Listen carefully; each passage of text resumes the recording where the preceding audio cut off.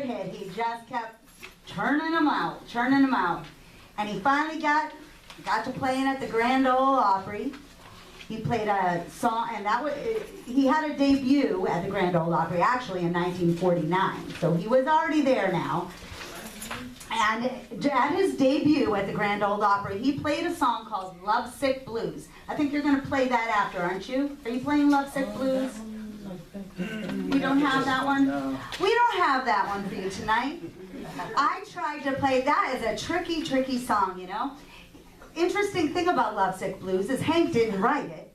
Someone else wrote it, but he knew it would be a hit. And he knew it would be great on the Grand Ole Opry, and it was. He was right. So he played that, and he was playing with the Grand Ole Opry, but his good fortune was short-lived, sadly. And I didn't mention something earlier on that I should have, and that Hank had a birth defect.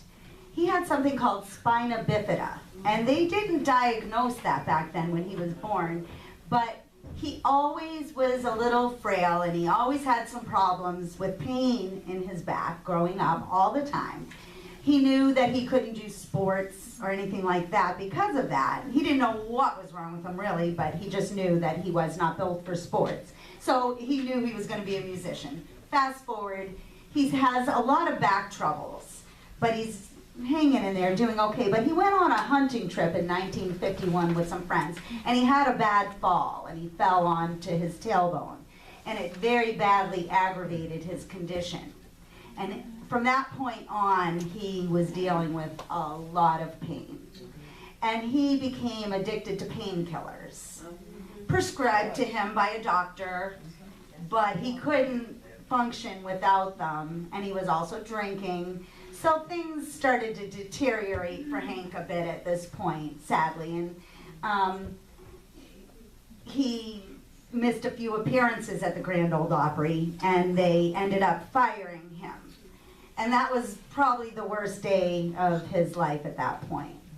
And the Opry really tried to support him, and they really hoped that he'd be able to come back, that he'd straighten himself out and be able to come back, but sadly, he passed away before he had a chance to do that.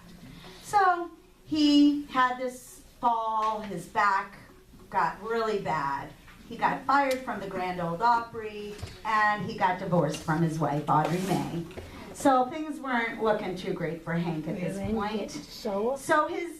But he was still writing songs and performing, and his manager decided to help him out. He felt he needed a little bit more of a peppy, fun song. So a song that Hank ended up recording that went to #2 on the Billboard charts was a song that he didn't write. His manager, Fred Rose, wrote it for him. It's called Settin' the Woods on Fire. And it's all about like a fun date night, like two folks going out on a date to have fun, honky-tonkin' pretty much.